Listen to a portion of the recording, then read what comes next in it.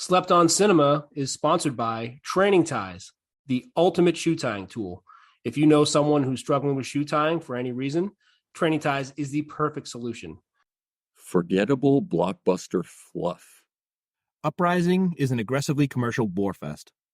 It was a phenomenal feat that they managed to make every single character irritating. The whole movie is just robots smashing into each other. It's like watching two toasters in a death match while your microwave narrates. Big, dumb, loud, and pointless. Pacific Rim Uprising. Come for the monsters and stay because you fell asleep. Hours after seeing it, I'd completely forgotten it. Plays like a vapid Transformers knockoff.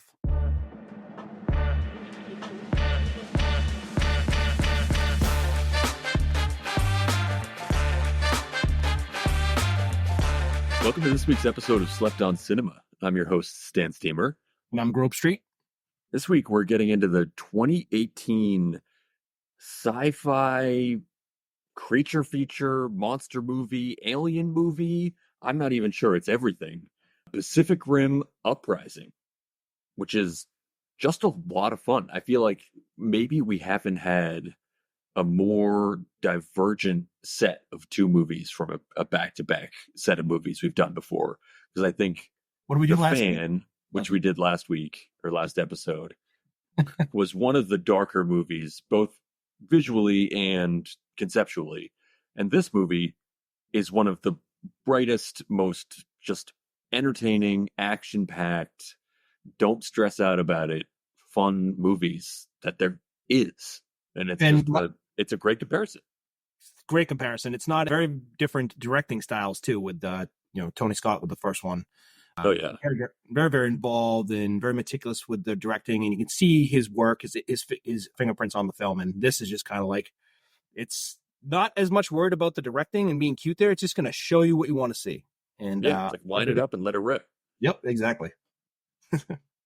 So this movie, like all movies that we discuss in this podcast, are at or below 50% on Rotten Tomatoes for both critics and audiences. And we structure the podcast so that the first half is spoiler-free, talk about some things to look for in the film, take a break, go watch the film, come back, and we'll talk about what we just watched. Rotten premise. Jake Pentecost is a once promising Jaeger pilot whose legendary father gave his life to secure humanity's victory against the monstrous kaiju. Jake has since abandoned his training, only to become caught up in a criminal underworld. When an even more unstoppable threat is unleashed to tear through cities and bring the world to its knees, Jake is given one last chance by his estranged sister to live up to his father's legacy. Critics, 42%. Audience, somehow below 50% at 37%. Below the critic score at 37%. That makes no sense. Like, this is another one. I mean, we say it every time, but what I really don't understand is how for a movie like this, how the audience is lower than the critics. That just doesn't compute for me. I really don't understand how that happens. I'm kind of curious. I didn't go into it, but I'm curious what the critics liked about it that the fans wouldn't. You'd think they'd like the things they would think the fans would like, but the fans didn't. Right. You'd think they'd be throwing the word derivative all over the place, uninspired, all that garbage. Yeah. And you think fans would say, this movie kicked ass. I had a lot of fun. I want to watch it again. And it's just like so many of these movies, it's why the reviews are strange. And it's, I think what we like about our podcast is it's like some of these movies may not be for everyone, and that's okay. But when you find it and it is for you, then you're not even like rating it. You're just enjoying the movie. And if you like monster movies, alien movies, and just these like big action fun, then you're going to have this as like a 99%. But if you don't like those movies, you shouldn't even see it or review it. Right. It's just not for you. Not for you. That's okay. It doesn't have to be for you. So this movie opened up March 23rd, 2018. Obviously, the sequel to Pacific Rim, which did not qualify for a podcast, was very successful. But this was, I'd say it was very successful as well. It opened up number one. Its opening weekend took in $28 million in the U.S. Not only that, it knocked off Black Panther, which is just, you knock off Black Panther. That's one of the most successful movies of all time. That's that's what you put on the movie's gravestone. If that was a thing, that goes right there. Absolutely. It's just a remarkable feat. Overall, made $60 million domestic, but $231 million international, which I think is the trend in a lot of movies like this. Like they make it to appeal to an international audience. So it took in 291 million overall. It just cleared the production budget. So this is one of these things that you think people talk about as it was a flop or didn't make people money, but it did clear the production budget. So I think as far as we're concerned, this thing made money. Made money. Yep. This is interesting too for us. It's the second movie where Guillermo del Toro was the original director of the original film, but he was not the director of the sequel. We had obviously Hellboy a few episodes ago, and here del Toro did not elect to do the second film, but he did stay involved in this film. So it's a little bit different than Hellboy. And the background there is that del Toro was originally going to direct this film, and the production company that owned this Legendary Films, they actually got bought while the film was in development, and it was sold to a Chinese company. And the Chinese company decided to move production of the film from Toronto, where it was originally planned to be filmed, to China, where they had their own facilities and whatnot. So del Toro at the time was also working on The Shape of Water in Toronto and decided, well, all right, I can't do both, and I'm going to stick with The Shape of Water. So he decided to stay on as a producer, but allow somebody else to direct, which I think worked out well for everyone. Del Toro, obviously, Shape of Water goes on to win Best Picture at the Oscars, so that worked out for him. And we got this great film here. Ended up being Stephen DeKnight, who took over as director. This was his first and somehow only film that he's directed. He was a big TV guy. He had directed Buffy the Vampire Slayer, Angel, Smallville, but so some all-timer movie series. But somehow this was his only film. And I don't really, maybe because it didn't make a ton of money, but I don't get how you could make a film this good and then not get another crack at something. Maybe he just doesn't want to do movies anymore. I don't know. Yeah, maybe he just missed the WB. Just wanted to get back there. Exactly. So maybe he just sort of, he found his groove and went back to it. So that's all the background. I think there's, it's interesting to get a sense of the handoff from directors, but I think this one very much carries forward the feel of the first film. What's your background with these type of movies, like monster movies, alien movies? Did you grow up and really enjoying these, or a latecomer, or what was your experience with them? Well, these ones are obviously sort of like newer, but yeah, I've always liked the sort of creature feature, monster films, alien films, all that stuff. That's always been something I've watched my whole life. Did you get into like the original Godzillas, like all those? I did for a little while. There's so many. It's like so many. Tough. I've definitely only seen a small fraction, but I think we probably will end up doing the mid-90s Godzilla film at some point, which I'm looking forward to. But yeah, I loved all those films, all the ones I've seen. It's just there's so much you can do with the giant monster.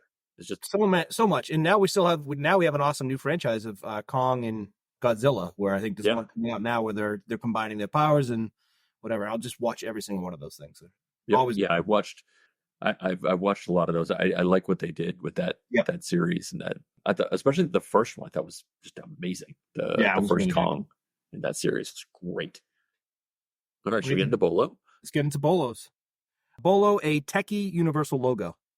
Oh yeah. I can always count on you for getting the opening logo. I love them. Why? I will go BOLO, a crappy apartment. Ah, good one. BOLO Carl from Texas Chainsaw 3D, a former slept-on actor. Excellent. I will go BOLO Sriracha. I don't recall ever seeing Sriracha in a film before. No, I don't. It's just something everyone always uses, but we don't see it on the big screen. Yeah, very relatable film because of the Sriracha. I wonder how what you thought of this, but I liked how it was done. But BOLO, a first movie quick recap without text. I love it. Show it to you. That's what you wanted, right? Yeah, exactly. It's great. I mean, I do recommend watching the first one first. It gives you some very important context. I think you'd be remiss not to see the first one first. Not that you have to, but I would recommend it. It would just be fun because the first one's why not? Yeah. I'm going to go BOLO. And I love when this comes up in any situation. BOLO a capacitor. It's not the flux capacitor, but it is a capacitor. It's an important one too. Sometimes in movies, words get combined where you think it's all the same thing, but no, it's a different type of capacitor, just not a flux. Yeah. And you have to assume that they put that in to make you think about the flux capacitor. Of course. I think that's the only thing you think of. This is another throwback to a prior slept on episode, but BOLO in a pool, the strongest drink from a train in Under Siege 2. So it's look for some Puerto Rican rum. Mm-hmm. BOLO, just an absolutely fantastic robe. Oh wow, yeah, high end. BOLO. If you've ever seen Cloverfield, BOLO, a reference to Clover from Cloverfield, another monster movie, as well as a bunch of the monsters from the whole Godzilla series. They come up on a screen in a small little part where they're going over some files. So keep an eye out for some Easter eggs of prior monsters. That's a great find. I know BOLO rose-colored glasses. I'm sure there's some symbolism there. Sure. BOLO, a reference to the first movie with a Hannibal Chow reference. Yep. This is another element that we've seen in the handful of our films recently. But BOLO, office workers going about their day in the midst of a very insane situation. There's work to be done. BOLO, big timing, an old friend. Yep. BOLO the finger. Yep. I got a couple more Easter eggy ones here. BOLO Lima Victor 426. And if you don't know what that is, we'll say it's a code that's used, but it's a node to a xenomorphic infested planet from the Alien series. Oh, nice. Yeah, there's a bunch of these little nerdy Easter eggs in this. Yeah, I mean, that's the thing, especially with these monster movies, there's a whole world of people that are so into all of this that when you stick those in a movie like this, that there's just going to be people that are seeing it or really into it. Yeah, if you just say Rodan, everyone is just going to be like, oh my goodness, this is the best movie. BOLO drones. It's a great drones. And I do wish they pushed a little bit more on the drone stuff because I feel like now it would make it even more relevant as a film. Yeah, and BOLO big drones too. Often drones are seen as little. There's another one here.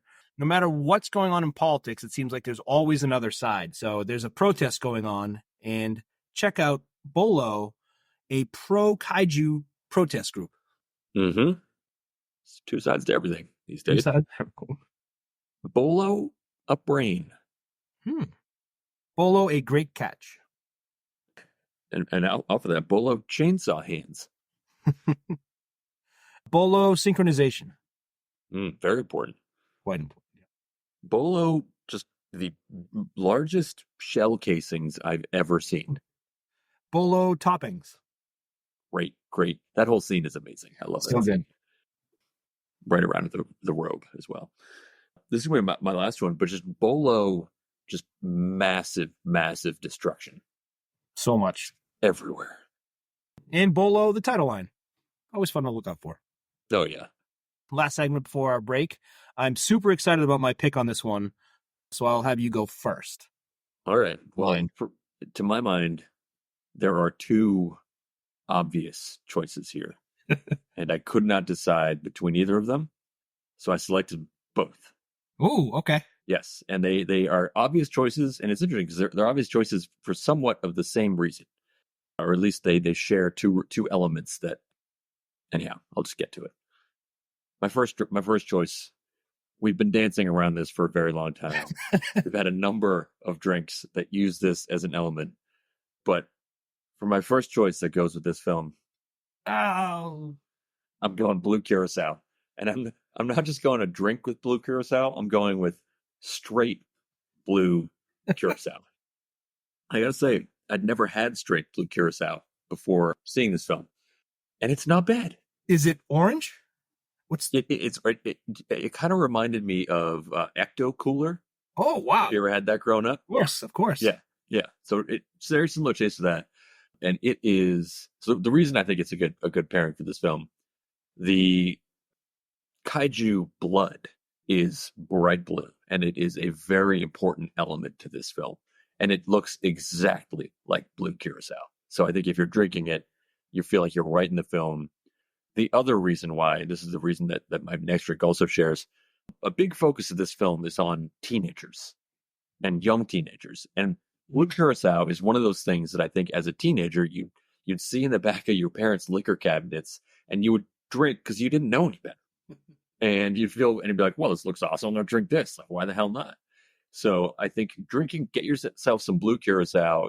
It really blends in right with the visuals of the film, and it blends in with sort of that teenage just carefreeness. You're just whatever, having a good time. This is what you have, and you're making the best of it. This was the perfect choice to finally do our blue curacao. That, like we said, if you pick it, you have to drink it, and I'm glad you did. And also with the blue curacao and the kaiju blood, it combines very explosively with other elements. So you can add other things to the blue yes, absolutely. Just like kaiju blood and with some rare things around the earth. So I think that's an awesome pick. And it's just even on the screen, it's just fun to look at. It looks great blue. Amazing. Like I went to the store, I bought this, and I was like, this is going to be great. And then I actually laughed out loud when I poured it in a glass because it was even better in a glass than it was in the bottle. And it kind of has a cool backstory. Of course, I looked into this, but when the Spaniards colonized Curacao, they brought with them a number of Valencia oranges, and they planned on planting them and growing them there. And they just didn't grow well. They only were able to grow these puny oranges that were kind of runty for whatever reason. The climate was just not a match. But they realized that the oranges were just not great to eat. But they realized that the peels could be fermented. And they started making this orange liqueur using the orange peels. And that ended up being the drink of Curacao. And they ended up dying blue just because they're on an island surrounded by water. Yeah. It makes you think of the water. Why not? It's good marketing. Wow. But it was one of these sort of life gives you lemons, make lemonade situations. And now we have this fantastic blue drink.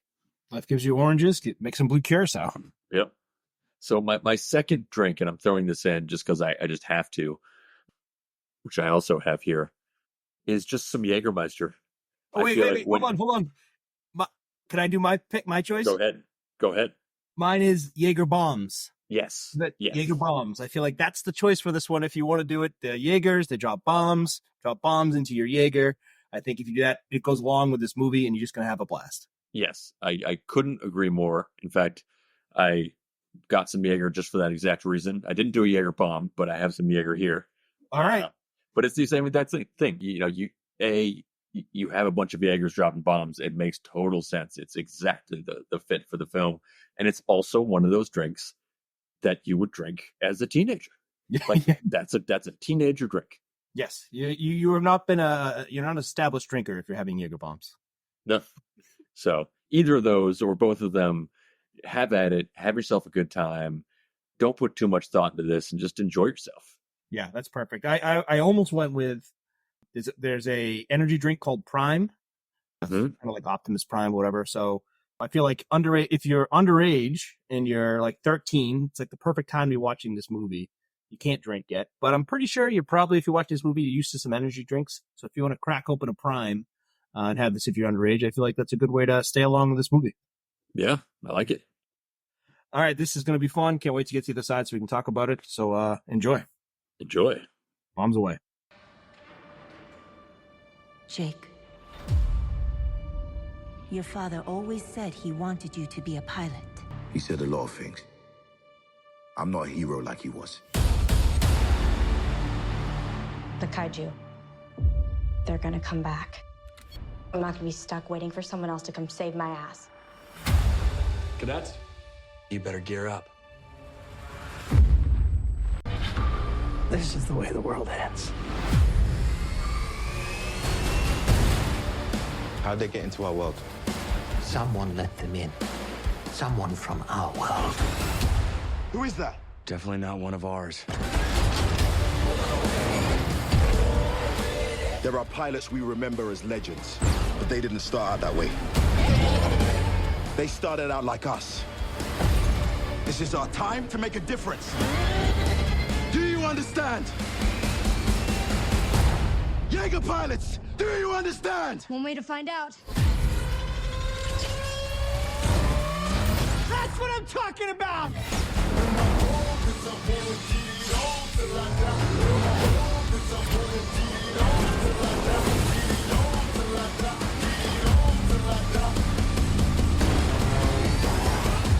Gonna be a long day.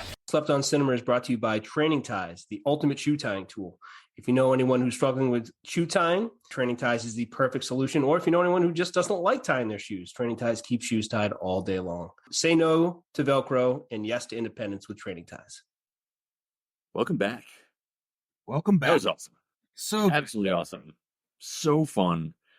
Like I said, couldn't have been a more different film than The Fan, which was also a fantastic film, but just couldn't have been more different. Nope, not at all. I don't really have much more to say about it besides I'm just excited to get to the draft and hear your first pick. Yeah. So my first pick is a little bit of a cheat, but I'm going to do it because it's our podcast. We do what we want. Yeah, sure. I'm taking the on-camera chemistry between Boyega and Eastwood, the two main leading men in the film. The chemistry, the rapport. What's the word? Repartee? I think that's right. Repartee. The repartee between them. Yeah. Fantastic. It made me think back to Fast and the Furious, and we did Too Fast, Too Furious. The Brian and Tyrese relationship there. I thought that it felt very real. It felt very relatable. It felt like they really had this background. They knew each other. They knew how to push each other's buttons. They knew how to mess with each other, but also like get along. And I thought they just absolutely nailed that. Yeah, and it made me wonder because obviously Eastwood overlapped a bit on the Fast and Furious franchise. I wonder if he picked some of that up from those films. It makes me think that he probably did. Yeah, I mean, it seemed like they were one scene away from just tussling on the ground, just like happened in Too Fast, Too Furious. Oh, yeah. Right, exactly. It's like you get you can feel that there's a background between them. It's such a good pick because it was so seamless. I just took it for granted. I didn't even think of the relationship like, oh, those guys are good friends. This is easy. It's so easy, and they do such a good job with each other, working off each other and balancing it so well with like a lot of love, but a lot of hate, and it's kind of confusing. But at the end of the day, they're family and they got each other's backs. But he kind of almost even looks like Paul Walker a little bit. Yeah, and apparently they were buddies. Yeah, makes sense. They on one of the Fast and Furious films, Paul Walker got Eastwood into jiu-jitsu. So he's now a jiu-jitsu guy. That's cool. I'm sure helps for looking roles, awesome on film. I mean, it had to have helped controlling the Jaeger. Oh, yeah. My first pick is I'm just going to take the Jaegers, all of them. Oh, yeah.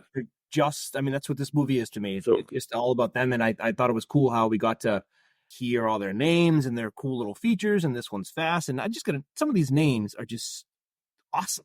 We have November Ajax, Valor Omega, Titan Redeemer. Like, this is ridiculous. Bracer Phoenix, Gypsy Avenger, and I love the rogue one, Obsidian Fury.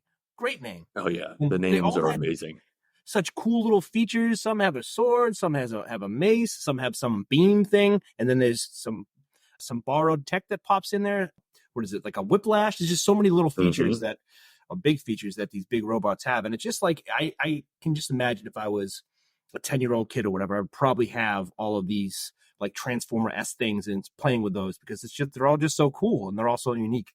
Oh, yeah. You can imagine all the toys, the like trading cards, the animated shows. Like they would have everything about these because they're really cool and they also saved humanity. They're effectively mechanized heroes. Yeah, absolutely. And heroes, you're right, for everyone, not just, America's hero or China's hero. It's the world's. And my second pick, I almost made my first pick just because I thought it reminded me of Dumb and Dumber. I wonder if you... So I'm going to go with the power core heart grab of the Obsidian Fury. When they reached in and grabbed the power core, just like grabbing the heart in Dumb and Dumber, and they held it up, and it was, that it was supposed to meant to look like, the robots. Oh, yeah. And I just thought that was the coolest thing. They had this long battle that ends with just sticking the hand in there and ripping the core out. So cool. Yeah. I mean, that's the thing. This movie goes for it in all these different scenarios and nails it. Like, it's like, that was an awesome scene. And someone's just like, what if we have him rip out the heart? Hell yeah. And they do it and it's fantastic. And it was great build up to it too, because it was the second time they had fought and they kind of lost the first one. And it took a lot of work to even get close to winning the second one. And then they finally pulled off with the epic heart grab or power core grab. And I just thought it was a great way to end that battle. So good. So good. That's a great pick. My second pick, I'm just gonna go. This was a bolo of mine, but just the absolutely epic property damage that goes throughout the film. I just loved how much. I mean, they're destroying giant skyscrapers, buildings left and right, and it's fun to see. It's fun to see on film. It's fun that they use these buildings as weapons, as props, as just like they're in the ring for these massive wrestling matches between these robots and other robots and kaiju. It's just awesome. Like, all the fight scenes are obviously fantastic because you have these awesome characters fighting, but then they're also putting these fantastic cityscapes. Yep. Where that almost becomes just as important as the two characters that are fighting. Like, they didn't just have this out in a field or in a mountain or in the ocean. I mean, and they had those things too, but they also had them in the cities, and those city fight scenes were just so cool. They had a cool little, I think it might qualify as a lampshade, but it wasn't set. Well, they kind of said it, but they sort of cleared the runway. They made it so you didn't have to think about the people in the buildings. They gave it a line, and they showed one scene. They go, all right, all the people are down below, so the city's clear. Basically, go fight. Yep. Which is so cool. Like, all right, we don't have to worry about that, even though it's ridiculous that the whole entire city would be evacuated in the 3 minutes. Doesn't matter. They said that it is. Yep. Everyone's down below. Taken No one's care getting of. hurt. Don't worry about that. Now we can just throw buildings on each other. And there's not even one line like, hey, there's a lot of destruction going on here. No one cares. It's just about getting the monsters. Yep. Which And makes maybe sense they on were that. desensitized after the last time this happened. And it also makes sense on the scale of what they're going after. They're going after saving the entire planet. So, like, Right. lose a city or two along the way. So you get And it. they rebuilt once for the most part. It took 10 years. Yeah, that's nothing. That's nothing. For Good my pick. third pick, I'm going to take the idea of hiding in the ocean. I love when that first rogue Jaeger comes out. Obsidian It's like Fury. no one knew he was there, and he just comes out of the ocean. You know, it's like Daniel Craig and Bond or something. He's just like revealing himself from the water. And then they have this massive fight scene, and then he just goes back and hides back in the ocean. And it just makes me think about, the oceans are this enormously, unthinkably vast space that something that enormous can just go hide in the ocean. And it's true. You can hide in the ocean. That's a thing you can do. It's just, that's so cool. It's like you'd think these things would be absolutely traceable at all times, but you forget about how big the ocean is. And hiding in the ocean is the most badass way you can hide. And it's great homage to Godzilla. That was his thing. He would attack a city and then come out of the water like that and then go back in, and he would just, one of the best swimmers of any monster that ever existed. I thought that was a little tip of the cap to one of the moves of Godzilla. Oh, totally. So cool. You just, once it's done, you just disappear and no one's going to get you. We can't go down there. Yeah, you're effectively turning yourself invisible. Yeah. Because you just dip right back into the ocean. It's like, well, he's in the ocean. What are we going to do? It's a great hiding spot. My third pick, I'm going to take cool simulators in movies. X-Men had it. They were famous for the X-Men simulator attack for going against the villains. Cars 3 has a great simulator. Jason X, the one where he's in space. I think that's X. Amazing simulator. The simulators where they start the scene and it's super chaotic and it looks like the people are in real trouble and you're like, how are they going to get out of this? It looks like they're going to die. And they do, but it's a simulator and then it's revealed, oh, simulator, don't worry. We have these things to work on. But they always go, it's a good simulator when they don't start by saying, let's get in the simulator. They just start the scene with you already in it. And it makes it seem like you're in a real city or wherever. Right. Makes me think of Virtuosity as well. Oh, well, obviously there's a bit of the, if you die in the simulator there, it's a bit more serious. And the Denzel run was everywhere on this. And now my sleeper pick. So I'm a huge Always Sunny fan. I think that's pretty known.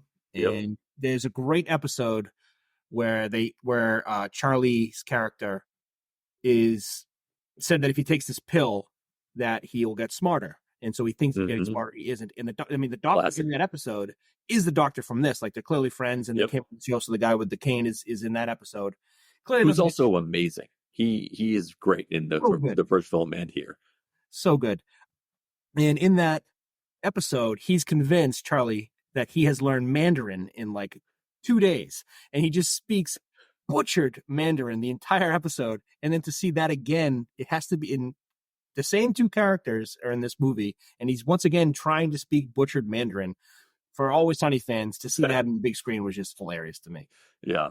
Yeah. And you know, again, that's not. That is done intentionally. That is for you. They put that in this film for you. It was perfectly done because I really enjoyed it. That's fantastic. I'll say it again. Just that actor is great, nerdy science guy. He has the perfect face for it. Yeah, perfect. He was great in the first one. I mean, yeah, of course. My sleeper pick, I had a number to choose from here, but I'm just going with welding. I almost picked welding. That was it's so cool. Welding is just so cool. And the fact that here at the end of the film, they're trying to figure out how do they get up to Mount Fuji fast enough. And they have this rocket thruster, and it's like, well, I can't hold on to it. And it's just like, we'll just weld it onto you. And it's like, the strongest bond you can basically make. Let's just do that. Of course.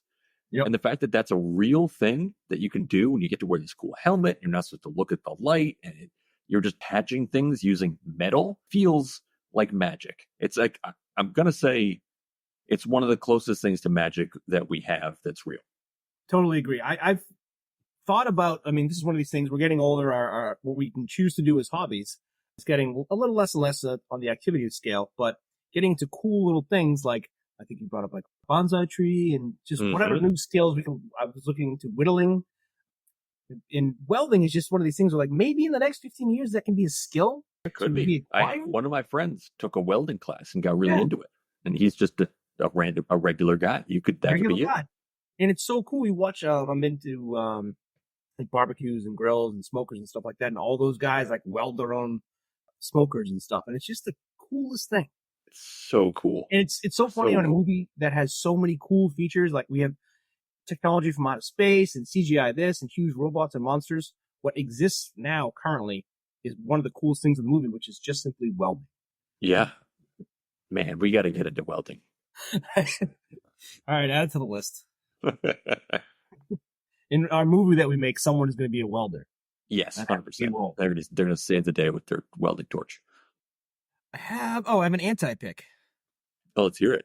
I have like too many anti-picks, but the one I'm going to go with is pairing beer and ice cream. I don't think I could do it. Terrible. No, that's not. Terrible combination. That's not right. Like, no. Unless maybe like a really malty, dark, not super carbonated beer, like a stout, like a milk stout. Maybe. Yeah, that could be. You could do it there, but your standard beer, no. Not what he had. Not that one. And he was not drinking like a milk stout there. No, not at all. I almost picked as an anti-pick living in a city after the first movie. What are you doing? That's a time to move. Yeah, you move to the countryside. You grow your own vegetables, and you just do your own thing. You can't be living on the top floor of some skyrise and being like, oh, this is a good decision. Yeah, totally fine here. Never going to happen again. Let's get to our superlative for this week, which is favorite kaiju or Jaeger. Yes. Mine's a little maybe off the beaten path, I suppose. And I don't even know if these ones count or have a name, but I'm picking them anyway.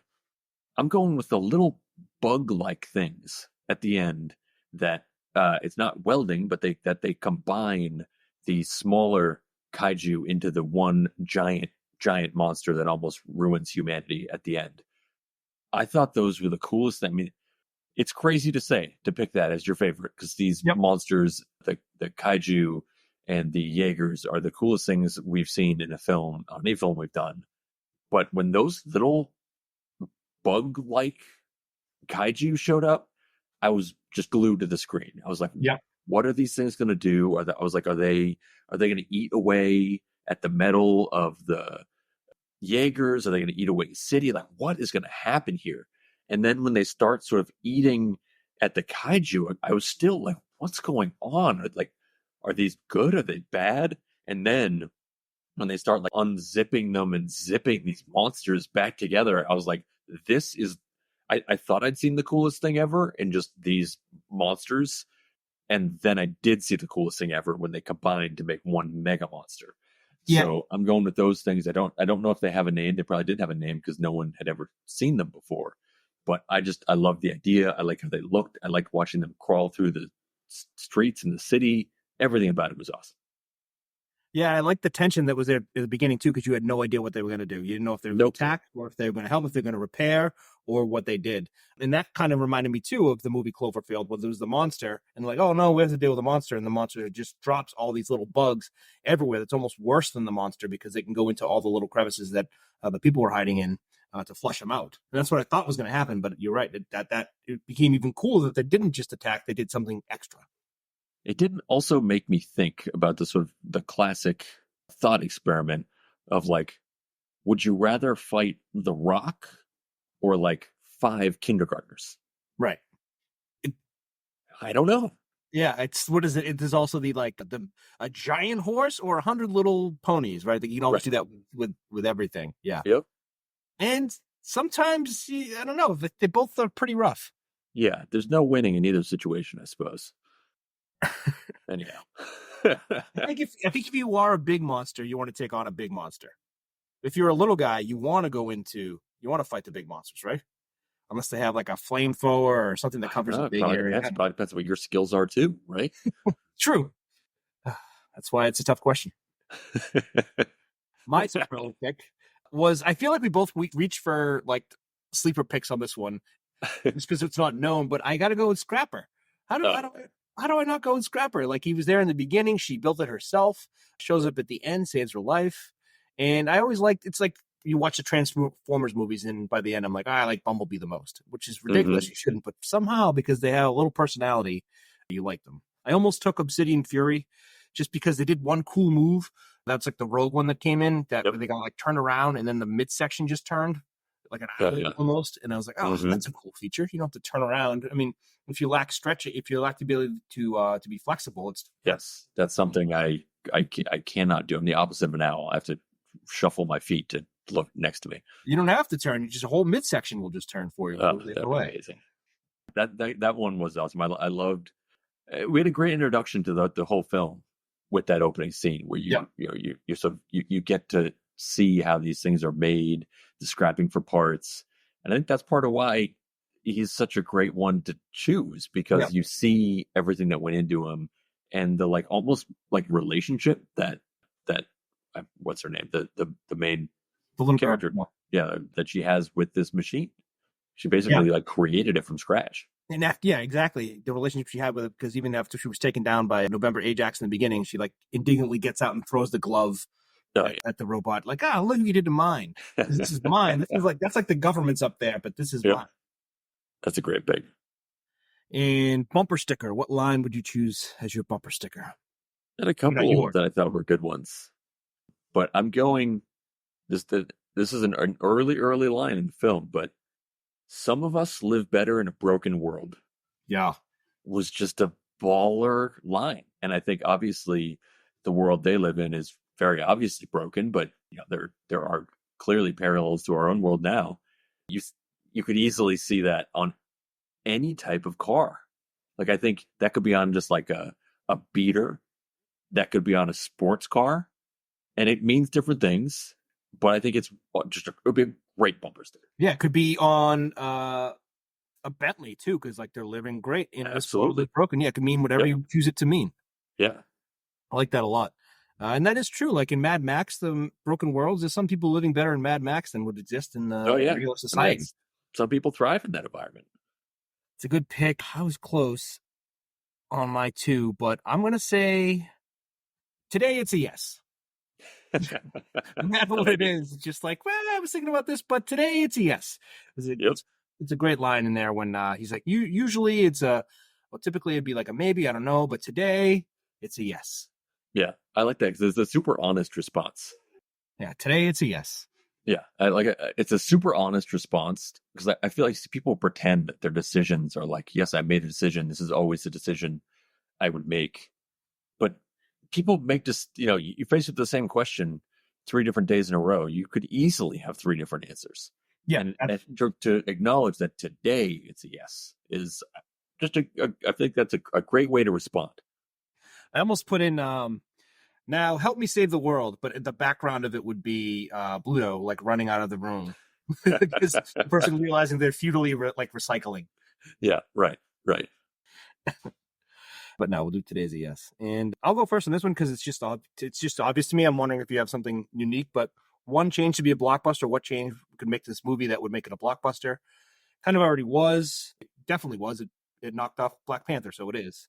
One change to be a blockbuster. I want the kaijus to show up sooner. It was an hour and 10 minutes before the first like present day kaiju showed up, and an hour and 18 minutes till the first fight with the kaiju. It's all like robot stuff before that, so it would have been cool, I think, if there was a few more minor kaiju fights or something that we got to see before the last final battle. Yep. Yeah. I mean, it's like all the battles were amazing. So you're like, why not give me more? Yeah. It seems like an obvious answer, right? Obvious. Yeah. Mine is just, I, as an adult, have a little bit of a hard time when there's such a crucial role of young teenagers.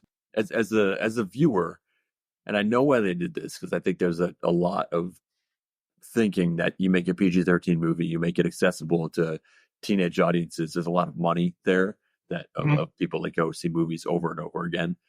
But for me watching it, I feel like I would have just enjoyed it more if it was older people, like at least people in their 20s who were in this. It felt a little weird having such an emphasis on these teenagers.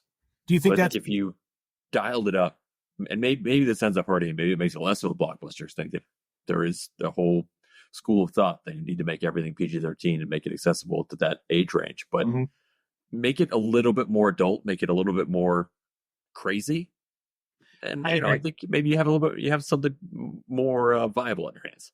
I agree. As an adult, in the first one wasn't just a kidsy movie. Like there were adults doing stuff. It was Idris Elba and like soldiers. And this, it's a little more geared towards kids because a lot of the heroes are kids.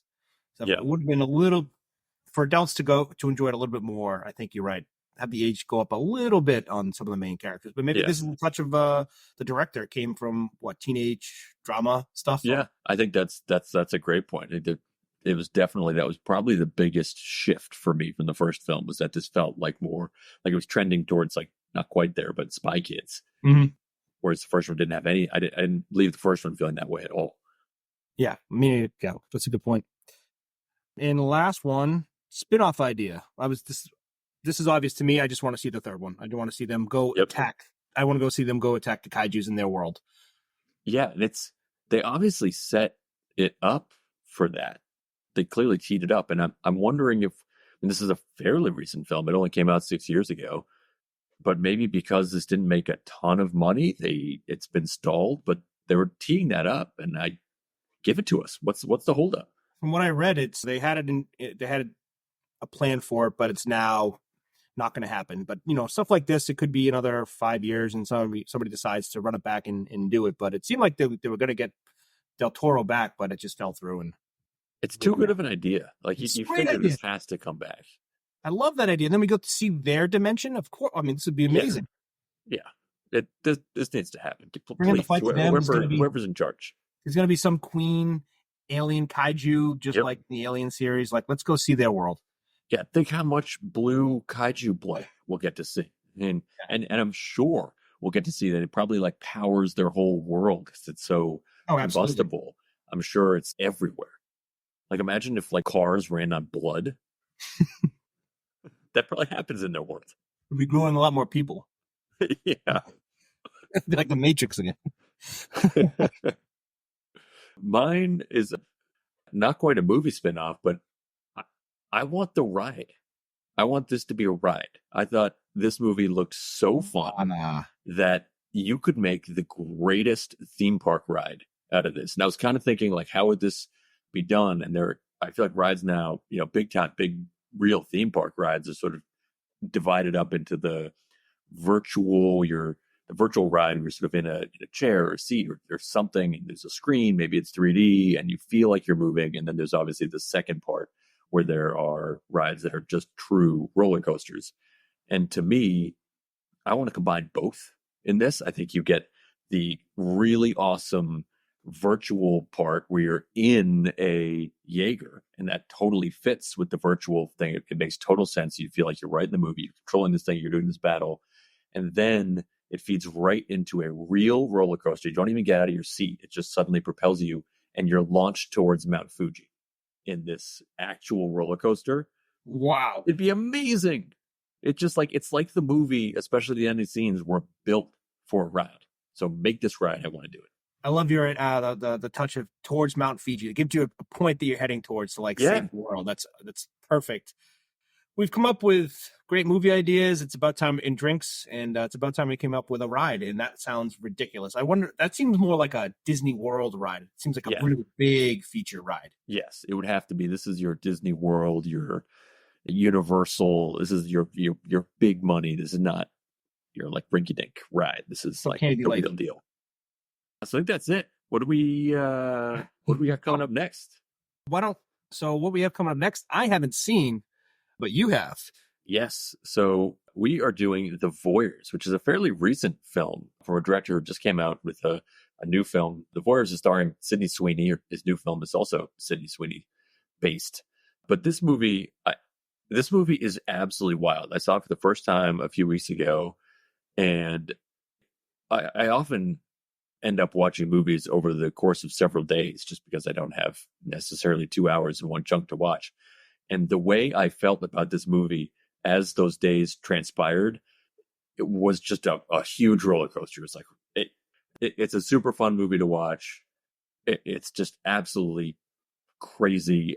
It makes me excited to see what else this director has. So I think it'll be a fun one to do, especially knowing that it was a director who's out there making movies, and this was his first film. He's sort of new and should do his thing. The Voyeurs, is that the name of it? The Voyeurs, that's right. Voyeurs. Yeah, the texts I received from you were in 3 parts. It was like, wow, I just found this new movie with Sydney Sweeney, and then the second was like, it got really intense. I don't know, and then it came back with I forget what you said, but basically it got really good. And whatever I was thinking before, it's not a problem. It is awesome. We should. Yes.